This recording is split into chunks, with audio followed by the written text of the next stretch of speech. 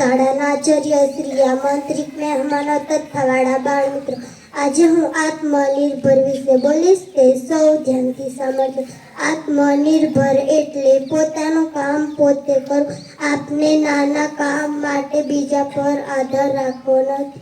આત્મનિર્ભર બનવાથી આપને આત્મવિશ્વાસ વધે છે. પોતે અભ્યાસ કરવો એ આત્મનિર્ભરતા છે. રોજિંદા કામ જેમ કે બેગ ગોઠવવી જાતે તૈયાર થવું. આત્મનિર્ભર બાળક હંમેશા ખુશ રહે છે. મુશ્કેલી આવે ત્યારે ઉકેલીને શોધવો એ આત્મનિર્ભરતા છે. આત્મનિર્ભરતા બનવાથી